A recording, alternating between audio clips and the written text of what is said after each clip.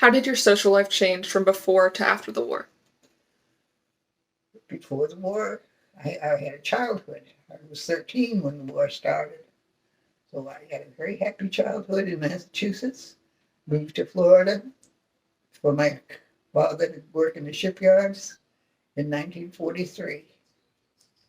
I didn't like it here because I had only 3 years to 3 months to go to Fletcher. Didn't have any of the classes that I had taken at home. So I was a very unhappy kid when I got to Florida. I went to I left Fletcher, went to business school, went to work, and got married. And so I never really had a teenage life. What was your point of view on the war? Same as everyone else. We worried about the people who were over there and worried about where they were and when it was going to end. We didn't have television, so we didn't hear everything that was going on. All we had was newsreels and radio, and that's about it.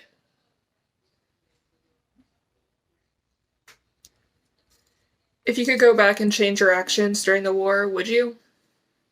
So there was nothing to change. I mean, it was what it was. I mean, we had rationing. We had to do as we were told. I mean, we didn't have much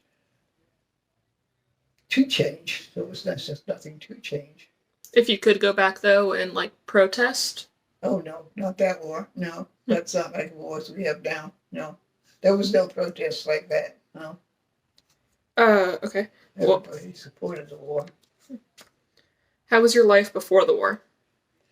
I lived in Massachusetts till I was 14. I had a wonderful childhood. I wish everybody could have a childhood like I had.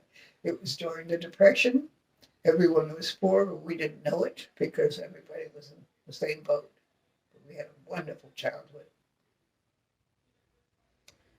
How did the war affect you?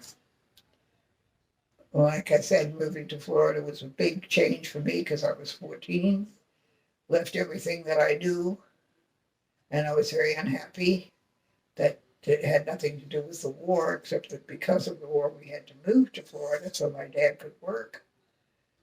But it affected me badly to have to move when I was 14. But other than that, I had to adjust like everybody did. And you moved because of the war? Because my dad was working in the shipyards, and my uncle was working in the shipyards, and they had to drive an hour each day to where they were working. And if it snowed, they wouldn't work. So my uncle came to Florida, and pretty soon my dad followed. And of course, my mother and my two brothers and I had to move to Florida, because that's where we were going to be. My brothers adjusted. I did not very well. Well, they were younger than you, right? Yeah, they're both younger than I am. How did the education change? My education was entirely different. I was taking business courses in Massachusetts, and I was very happy with my school. I had been in that school since the first grade. I came down here. I had to take algebra, which I had never taken. I had a French class in Massachusetts. Down here, they didn't have French classes. They had a pickup class that had a couple of seniors and a junior and a sophomore, and me. After having A's all the time, I got a D. So I learned nothing in that French class. All the boys wanted to do was cut out. So that was bad. And of course, all the kids knew each other, and it was a very cliquey school at that time. So I was very unhappy in the school. And you were at Fletcher, right? Fletcher. The old school. Yeah. The one that's now the middle school? It's not. It was torn down. The old school was torn down. All that's left of that is the front entrance, and which I hated to walk up that walk every morning because the boys would be hanging out the windows, with catcalls and stuff like that. I was very unhappy, but that was. I guess I didn't adjust well. And that's why you went to business school? Because I wouldn't go back to Fletcher. I mean, I would go back because I was so unhappy. So my mother enrolled me in Jones Business College, and I went there, and I went to work. Well, I worked for a little while at the Jacksonville Journal, which was an afternoon newspaper at the time. And then when I left there, I went to what they called the Title and Trust Company, which was next to the Florida Theater. And I worked, that was an office, it was a sort of a banking institution. I worked there for a year. And then we moved to Pennsylvania. I had got married and we moved to Pennsylvania. Another unhappy thought. Uh, do you still feel unsafe after the war? No. No, I don't feel unsafe after the war. I feel unsafe now. How about immediately after the war, like No, after the Nazis were? Oh no, not after the war. We were all so happy it was over. You know, when the boys were coming home and getting discharged and going back to their jobs, it was a very happy time.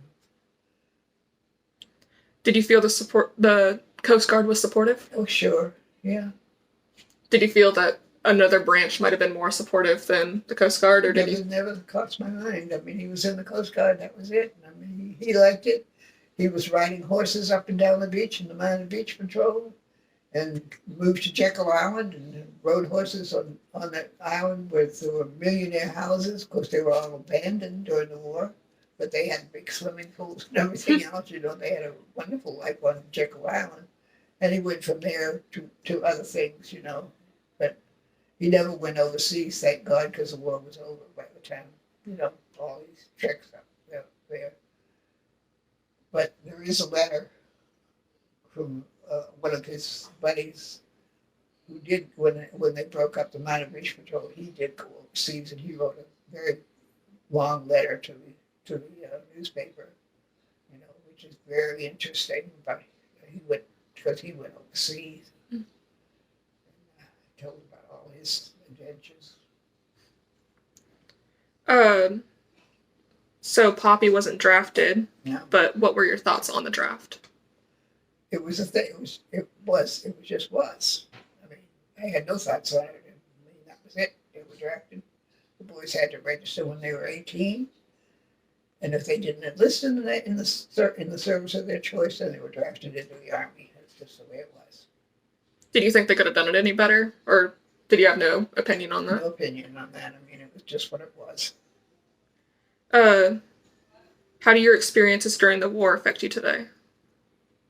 Just memories. Just memories. I mean, it's so long ago. You know, I don't have any effects from World War II. Just memories. How was living on the beach different from, like, say, living in town? And like I said, we had a wonderful amusement park in Jacksonville Beach, where we had a roller coaster, a Ferris wheel, tilt-a-whirl, bumper cars, merry-go-round, everything you want in an amusement park, you know, as well as the boardwalk. And in Jacksonville, they had 7 movie theaters, and that's where you went to. And all the movies, almost without exception, were war movies. Did things change for you during the war? Like, going to the amusement park, was that something that you just couldn't do anymore? No, well, I don't remember anything change because I moved to Pennsylvania. Yeah. I know you said that you had to black out the top of your headlights on your car. Yeah, the headlights had to be painted black halfway down so they wouldn't reflect out with you. The street lights went out. You couldn't have any lights on the beach at all that would reflect out to sea, because we had saboteurs landing on the beaches, you know, Mhm. and they got all the way to New York. Some of them were caught. That happened just before we moved to Florida. But, of course, I remember one time my grandfather came into the house with a big box that he found on the beach, and it was full of Hershey bars.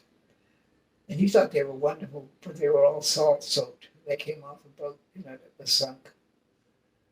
And they were all, they were salty Hershey bars, you know. And he found it on the beach and brought it home. You found all kinds of things on the beach. But the beach was wonderful. I mean, we, we swam, we did everything on the beach. I guess we were lucky to live on the beach. Yeah. Which we are today. Yeah. Did you have an opinion on like the Japanese internment camps? I didn't at the time because, I mean, you just automatically thought Japanese were bad. It was a bad thing for us to have done because these were Americans. Yeah. They were not, they were not people coming right from Japan. They were Americans, and a lot of those boys enlisted in the army from the internment camps in Issy. So it was a bad thing to have done. We didn't think about it much at the time. I mean, things just were what they were. I'm guessing, but nowadays. No, I would never Yeah. want that to happen again. Yeah. It was a bad thing to have done. All right, and last question is, how would you compare what happened during World War II to what's going on in today's world? Different. To this World War II, we had no television. We didn't know everything that was going on except what they wanted to tell us and what we saw in newsreels at the movie theater and what we heard on the radio. We had no other means of knowing anything. I mean, we had no television, of course. It was radio or newsreels. And they told us only what they wanted to hear. I mean, we knew all about D-Day and things like that, but we never learned until late in the war about Auschwitz and Yeah. in the internment camps. The camp was kept from us. Would you say it's like scarier today now that we know? Yes, I would. I'd say very much scarier as nuclear war now. Yeah. I mean, we could have a nuclear war, and that would be the end of everything. Yeah. All right. Well, thank you.